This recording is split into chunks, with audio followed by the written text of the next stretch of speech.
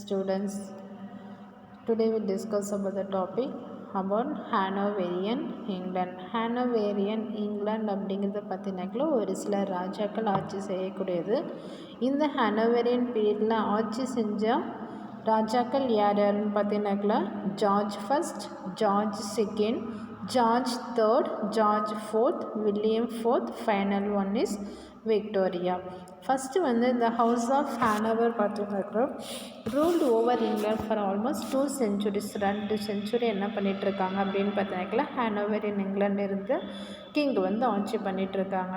The first 2 Georges were completely German and did not even bother to learn English. இந்த first 2 ஜெர்மன்ஸும் என்ன பண்ணுறாங்க அப்படின்னாக்கல first 2 ஜார்ஜஸும் full and full வந்து என்ன செய்கிறாங்கனாக்கல only வந்து ஜெர்மனை பற்றி மட்டும் திங்க் பண்ணுறாங்க. மற்றதை பற்றி அவங்க என்ன பண்ணுறது கிடையாது. இங்கிலீஷை பற்றி படிக்கிறதோ எதை பற்றியுமே ஃபீல் பண்ணுறது கிடையாது.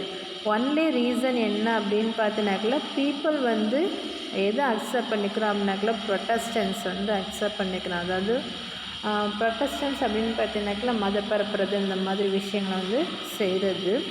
The other option for the English was to call James. The old pretender was a Stuart. James the first கிங்காக இருக்கிறாரு. James was a Catholic and he refused to change his religion. ஜேம்ஸை பொறுத்தவரை அவருடைய Catholic ரிலீஜனை வந்து எடுத்துகிட்டு வேறு ரிலீஜனை கொண்டு வரணும் அப்படிங்கிறது. So அதே மாதிரி தான் இப்போ ஜார்ஜ் என்ன செய்ய போகிறாங்கன்னா ஃபாலோ பண்ண போகிறாங்க. Former George. The state of affairs continued till George III became the king. George ஃபஸ்ட்டுக்கு அப்புறம் ஜார்ஜ் செகண்டு, ஜார்ஜ் தேர்டு வராங்க. இப்போ இவங்க 3 பேருடைய ஆட்சியுமே பார்த்தீங்க அப்படின்னாக்கல ஓரளவுக்கு வந்து நல்லா மக்களுக்கு ஏற்ற மாதிரி ஜாலியாக போயிட்டுருக்கு. He was brought up by his mother to assert himself as a king. He genuinely loved England. He was so simple in his tastes and he loved the countryside. He was affectionately called Farmer George. இவர் ஜார்ஜை பொறுத்தவரை George தேர்டை பொறுத்தவரை எதுக்கு importance கொடுப்பாரு அப்படின்னு பார்த்தினாக்கல இவருக்கு வந்து agriculture செய்யறதுனா ரொம்ப பிடிக்கும். இவர் வந்து லேண்டில் நிறைய வந்துட்டு லேண்டில் இருக்கக்கூடிய மக்களுக்கு வந்து சப்போர்ட் பண்ணுறவர் தான் யாருன்னு பார்த்தினாக்கல ஜார்ஜு. ஸோ ஜார்ஜ் தேர்டு வந்து அவ்வளோவா ஃபேமஸ் எல்லாம் கிடையாது. இவர் ஓரளவுக்கு வந்துட்டு மக்களுக்கு மத்தியில் வந்து வரவேற்பு வந்து பெற்றவர். இவங்க பார்த்தீங்கன்னாக்கல இவர் வந்துட்டு மக்களுக்கு அதாச்சும் விவசாயம் செய்யக்கூடிய மக்களுக்கு வந்து நிறையா சப்போர்ட் பண்ணாலும் இவருக்கு வந்து நிக்நேம் கொடுப்பாங்க. அந்த நேம் தான் என்ன அப்படின்னு பார்த்தீங்கன்னாக்கல ஃபார்மர் ஜார்ஜ் அப்படின்னு சொல்லிட்டு சொல்கிறாங்க. இவரோட பீரியடில் American war of independence start ஆகுது. An event of great historical importance that occurred during the reign of George III was the American War of Independence. George III, extremely unpopular, the power passed into the hands of William Pitt, remained in power for almost 20 years. George third வந்து சொல்கிற அளவுக்கு வந்து அவர் ரொம்ப ஃபேமஸான பர்சனெல்லாம் கிடையாது. என்ன reason அப்படின்னு பார்த்தீங்கன்னாக்கல இவரோட ஆட்சி காலத்தில் மக்கள் மத்தியில் இவர் டைம் ஸ்பெண்ட் பண்ணதை விட யார் கூட வந்து டைம் ஸ்பெண்ட் பண்ணுறாருன்னா விவசாயத்தில் தான் வந்து டைம் ஸ்பெண்ட் பண்ணுறாரு. ஸோ அதனால் மக்களுக்கு அவ்வளோவா இவரை பற்றி தெரியாது. ஸோ டோட்டலாக வந்து எத்தனை வருஷம் ஆட்சி பண்ணுறாருன்னு பார்த்தீங்கன்னாக்கா 20 years தான். 2 movements that completely altered the face of England were the industrial and the agrarian revolutions. இப்போ இவரோட பீரியடில் வந்துட்டு 2 விஷயங்களை வந்து மக்கள் ஃபேஸ் பண்ணியிருக்காங்க. ஒன்று வந்து பார்த்தீங்கன்னா இண்டஸ்ட்ரியல் ரெவல்யூஷன், இன்னொன்று வந்து அக்ரேரியன் ரெவல்யூஷன். இண்டஸ்ட்ரியல் ரெவல்யூஷன் அப்படின்னா என்னென்னு பார்த்தீங்கன்னாக்கா இண்டஸ்ட்ரியில் வந்துட்டு அவங்க வந்து என்ன செய்கிறாங்கல நிறைய வந்து புதுசாக வந்து நிறைய டெவலப் பண்ணி நிறைய கண்டுபிடிக்கிறாங்க. அதையும் அவ்வளோவா என்ன பண்ணுறது கிடையாது, இவர் வந்துட்டு சப்போர்ட் பண்ணுறது கிடையாது. நெக்ஸ்ட் அந்த அக்ரேரியன் ரெவல்யூஷன், அக்ரிகல்ச்சரில் விளையக்கூடிய பொருட்களை வந்து என்ன பண்ணுறதுன்னா மற்ற இடத்துக்கு வந்து ஏற்றுமதி செய்கிறது. ஸோ இவரோட பீரியடில் இந்த 2 ரெவல்யூஷனும் வந்து ஸ்டார்ட் ஆகுது.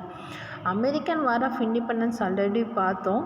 அந்த அமெரிக்கன் வார் ஆஃப் இண்டிபெண்டன்ஸ் என்ன ரீசனுக்காக வருது அப்படின்னு பார்த்தீங்கன்னாக்கல அமெரிக்கன்ஸ் வந்து ஆல்ரெடி வந்துட்டு இங்கிலாந்து நாட்டில் இருந்த குவீன் எலிசபெத்துடைய பீரியடில் தான் என்ன செய்கிறாங்கல்ல அமெரிக்கன் காலனிஸை வந்து உருவாக்குவாங்க.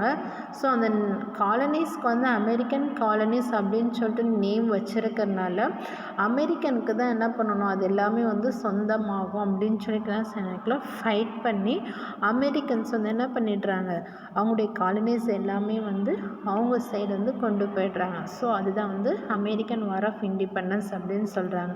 இந்த வார் வந்து எப்போ நடக்குது அப்படின்னு பார்த்தீங்கன்னா ஜார்ஜ் III பீரியடில். இவர் ரொம்ப ஃபேமஸான பர்சனாக இல்லாதனால இவர் அவ்வளோவா என்ன பண்ணுறதில்ல, அதுக்கு இம்பார்ட்டன்ஸ் கொடுக்குறதும் கிடையாது. Next one social hierarchy. பெரிய ஆட்கள். The social hierarchy was very much like it was at the beginning of the century under Queen Anne. The noble were the privileged class, enjoyed every type of power and privilege. Next came the gentry, the squires, varied in wealth and influences. Next சொசைட்டியில் பார்த்தீங்கன்னாக்கில் queen ஆனியோடைய பீரியட்லேயே இந்த social ஹெராரிக்கி, அதாவது நாங்கள் தான் ஆட்சி பண்ணணும், நீங்கள் தான் ஆட்சி பண்ணணும் அப்படிங்கிற ஒரு ஆட்சி தத்துவம் வந்து ஸ்டார்ட் ஆகுது. இப்போது நோபல்ஸ் ஒரு சைடும், ஸ்கொயர்ஸ் ஒரு சைடும், லோவர் கிளாஸஸ் ஒரு சைடும் என்ன பண்ணுறாங்க, எல்லாருமே வந்து ஃபைட் பண்ண போகிறாங்க அவங்களுடைய சுதந்திரத்துக்காக. இந்த லோவர் கிளாஸஸ் எல்லாம் யார் அப்படின்னு பார்த்தீங்கன்னாக்கில் yeoman, tenant farmers, copyholders and landless labourers. அதாவது வந்து ரொம்ப வந்து தாழ்த்தப்பட்ட கிளாஸஸ் வந்து சேர்ந்தவங்க யாருன்னு பார்த்தீங்கன்னாக்கில் விவசாயிகள், farmers. And then tenant farmers அப்படின்னாக்கில் விவசாயத்தை வந்து குத்தகைக்கு எடுத்து வேலை செய்கிறவங்க.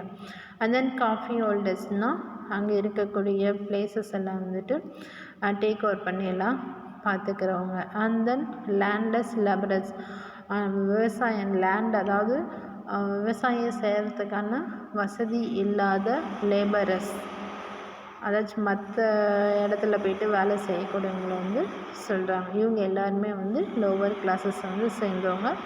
நோபல்ஸு, ஸ்கொயர்ஸு, டியூக்ஸ் இவங்க எல்லோரும் வந்துட்டு ஹையர் கிளாஸஸ் வந்து சேர்ந்தவங்கன்னு சொல்கிறாங்க. இதுதான் வந்து social ஹெரார்கி. The city of London. The city of London was different from other places in England. இந்த city of London வந்து எங்கன்னா இங்கிலாண்டில் one of the place. The people from the countryside visited London, gazed in wonder at busy roads, magnificent buildings, street lamps and shops. இப்போ வந்து அந்த London ஃபுல்லாக எப்படி இருக்குன்னு பார்த்தீங்கன்னாக்கில் பார்க்குறதுக்கு வந்து ரொம்ப அமேசிங்காக இருக்குது. எல்லாம் அப்படியே ரோடு பார்த்தீங்கன்னாக்கில் எப்போவுமே பிஸியாக, அதாவது வந்து நடந்து போகிறதுக்கு கூட வழி இல்லாமல் வண்டிகள் வர்றதும் போகிறதுமாக இருக்குது. பெரிய பெரிய பில்டிங்ஸ் அப்படியே பார்த்தோன்னே அட்ராக்ட் பண்ணி நம்மளை கவர் பண்ணக்கூடிய அளவுக்கு வந்து பில்டிங்ஸ் இருக்குது. ஒவ்வொரு ஸ்ட்ரீட்டுக்கும் வந்து லேம்ப்பு, அந்த விளக்குகள் வந்து பொருத்தப்பட்டிருக்கிறாங்க. அதே மாதிரி ஷாப் எங்கே பார்த்தாலுமே என்ன பண்ணுறது, குட்டி குட்டி ஷாப்ஸ் வந்து இருக்குது. அப்புறம் literature, drama and music flourished in London. அதே மாதிரி லண்டனில் லிட்ரேச்சரு, ட்ராமா, மியூசிக் இது எல்லாமே வந்து அதிகப்படியாக காணப்படுது. ரொம்ப இன்ட்ரெஸ்டிங்காகவும் இருக்கக்கூடிய மக்கள் வந்து படிச்சிட்ருக்காங்க. இந்த London season extended from October to May. அந்த லண்டன் சீசன் அதுவும் அக்டோபர்லேருந்து மே வர பார்த்தீங்கன்னாக்கில் ரொம்ப பிஸியாக வந்து இருக்கும். People of high fashion congregated in the houses of noblemen or at public places like clubs, gambling houses or theatres. High class பீப்புளெலாம் எங்கே இருப்பாங்க அப்படின்னு பார்த்தீங்கன்னாக்குள்ள பப்ளிக் பிளேசஸ் தான் அவங்களுடைய வந்து டைம் வந்து ஸ்பெண்ட் பண்ணுறாங்க. கிளப்பு, கேம்லிங், சூதாட்ட ஆடக்கூடிய இந்த சீட்டாட்டம் இதெல்லாம் ஆடக்கூடிய பிளேசஸ், அப்புறம் தியேட்டர்ஸ், இந்த மாதிரி இடத்துல தான் என்ன செய்கிறாங்கனாக்கில் அவங்களோட டைம் வந்து ஸ்பெண்ட் பண்ணுறாங்க. Mollier, Saint James park.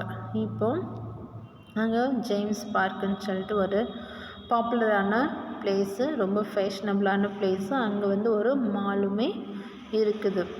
Ladies and gentleman எல்லாருமே வந்து அந்த மாலில் போய்ட்டு என்ன செய்வாங்க, அவங்க தேவையானதெல்லாம் பர்ச்சேஸ் பண்ணக்கூடிய ரொம்ப ஃபேமஸான ஒரு பிளேஸாக இருக்குது.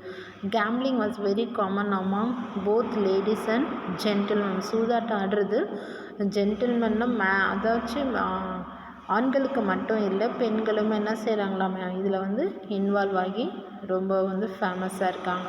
அதே மாதிரி ட்ரிங்கிங்கும் அதே மாதிரி தான். 18th சென்ச்சுரியில் ட்ரிங்கிங்கிறது காமன் ஆகிடுச்சு. பெண்களாக இருந்தாலும் சரி, ஆண்களாக இருந்தாலும் சரி ஈக்குவலாக என்ன பண்ணலாம், ட்ரிங்க் பண்ணாங்கிற அளவுக்கு வந்துட்டாங்க. இந்த டிஸார்டர் இது எல்லாமே வந்து ஜார்ஜோட பீரியடில் நடந்துகிட்ருக்கு.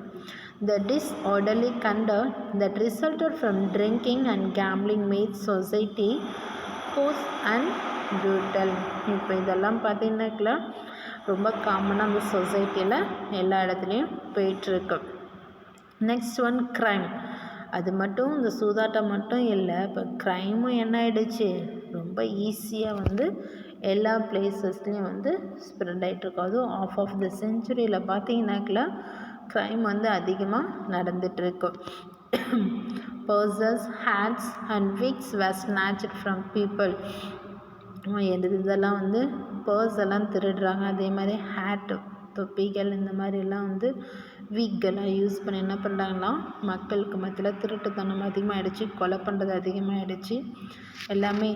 In 1749 Henry Fielding was both lawyer and novelist, was made the chief magistrate. இப்போ வந்து 1749 ஹென்ரி ஃபீல்டிங் லாயராகவும் இருக்கிறாரு, நாவலிஸ்ட் ரைட்டராகவும் இருக்கிறாரு.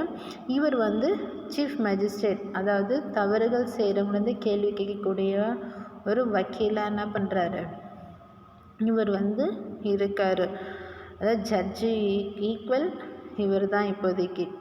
எஸ்டாப்ளிஷ்ட் ஏ போலீஸ் ஸ்டேஷன். இப்போ இவர் ஹென்ரி ஃபீல்டிங் வந்த பிறகு தான் வந்துட்டு அங்கே இருக்கக்கூடிய க்ரைமை வந்து கண்ட்ரோல் பண்ணணும் அப்படிங்கிறதுக்காக போலீஸ் ஸ்டேஷனையும் வந்து கொண்டு வராங்க. But it was extremely difficult to choose thieves. But ஆனாலும் அவங்களால என்ன பண்ண முடியல, இதெல்லாம் கொண்டு வந்துமே திருடர்களை வந்து என்ன பண்ண முடியல, அவங்களால வந்துட்டு கண்டுபிடிக்க முடியல. மோஸ்ட் பெட்டி crimes carried the death penalty, and so the jury was reluctant to declare the criminal guilty.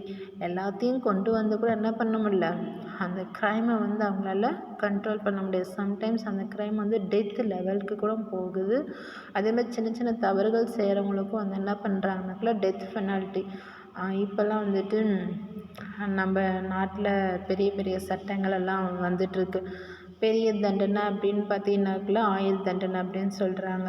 So அந்த மாதிரி கூட என்ன பண்ணுறாங்களாமா, இங்கிலாந்தில் வந்துட்டு க்ரைமை குறைக்கிறதுக்காக இந்த மாதிரி பெனால்ட்டிஸ் எல்லாம் கொண்டு வந்திருக்காங்க. Next one writers. Most of the writers of the day lived in London and know each other well due to the coffee house meetings. அதே மாதிரி ரைட்டர்ஸ் அதிகமாக வந்து எந்த இடத்துல போயிட்டு ட்ராமாஸ் ஒர்க்ஸ்லாம் எழுதுகிறாங்க அப்படின்னு பார்த்தீங்கன்னாக்கா காஃபி ஹவுசஸில் தான். அது மட்டும் இல்லாமல் எல்லா ரைட்டர்ஸும் வந்து ஒன்று சேரக்கூடிய பிளேஸஸும் எங்கன்னு பார்த்தீங்கன்னாக்கா காஃபி ஹவுஸ். அங்கே தான் வந்து அவங்களுடைய மீட்டிங்ஸை வந்து அரேஞ்ச் பண்ணி நிறைய விஷயங்கள் வந்து ஷேர் பண்ணிப்பாங்க ரைட்டர்ஸ்குள்ளார. The first 2 decades of the century were dominated by the presence of Joseph Addison. First 2 செஞ்சுரியாக வந்து ஜோசப் எடிஷனோட டாமினேஷன் நிறைய போயிட்டுருக்கு. ஆஃப்டர் ஹீ டைட், அவர் இறந்த பிறகு Alexander Pope rare to prominence. Joseph Edison இறந்த பிறகு யார் வராங்கன்னா அலெக்சாண்டர் போப் வராரு. இவருமே வந்து ரொம்பலாம் வந்து எல்லா விஷயத்தையும் இன்வால்வ் ஆகிறது கிடையாது. He perfected the heroic couplet and wrote poetry. Alexander Pope வந்து ஹீரோயிக் கப்லெட்டும் அண்ட் தென் வந்து போயமும் எழுத ஸ்டார்ட் பண்ணுறாரு. கான்கிவ் presided over the gathering of literary men at Wells coffee houses. இப்போ வந்து வில்லியம் கான்கிரே வந்து என்ன செய்கிறார் அப்படின்னாக்கல வில்லியம் காஃபி ஹவுசஸ் வந்து போயிட்டு அங்கே நடக்கக்கூடிய இதெல்லாம் நாவலாக எழுதி பப்ளிஷ் பண்ணுறாரு. அதுக்கப்புறம் இன்னொரு நாவலிஸ்ட் ரைட்டர் வராரு. அவர் யாருன்னு பார்த்தீங்கன்னாக்கா Daniel Defoe, Samuel Johnson, Henry fielding, Lawrence journey and pheni Barney. first who start to write the work and then drama. Next place in பார்த்தீங்கன்னாக்கா Joseph Edison only. He was the first writer in England in George period. After he was dead, Alexander Pope is the second writer. After the Alexander Pope, William Congreve, and then so many novelist writers are start to write his novels in that place. finalist conclusion. Literary club that was founded in the 1760s. Literary club வந்து ஒரு club, அதாவது coffee houses எல்லாம் விட்டுட்டு literary கிளப்னு சொல்லிட்டு ஒரு club வந்து கொண்டு வராங்க. எந்த இயர்னு பார்த்தீங்கன்னா 1760s. Other well known literary club that was founded in the 1760s. அதே மாதிரி இன்னொரு லிட்ரரி கிளப்பும் வந்துட்டு ரொம்ப ஃபேமஸான ஒரு லிட்ரரி கிளப்பாக கொண்டு வராங்க சேம் இயரில். Other well known literary figures இந்த club were James Boswell, Edmund Burke. Edmund பர்க்கும் ஜேம்ஸ் பாஸ்வெல் இவங்க ரெண்டு பேரும் சேர்ந்துட்டு இன்னொரு லிட்ரரி கிளப்பை வந்து கொண்டு வராங்க. The economist Adam Smith, Richard Sheridan, Oliver Goldsmith and it's Walter Scott, Charles Lamb and William Hazlitt were the prominent essayists of the period.